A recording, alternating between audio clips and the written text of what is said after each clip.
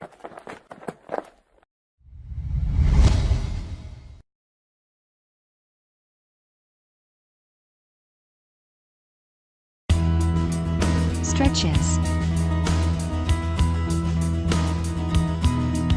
Shoulder pendulums. Forward. Support your upper body by holding on to a sturdy chair or table. Keep your back leg straight, your front leg slightly bent, and your spine in a neutral position. Now grab a light weight in one arm, and allow gravity to let the arm hang freely. Slowly swing the weight forward and backward in a controlled motion for 30 to 60 seconds. Stay within a pain-free range of motion, and don't lose control over the weight.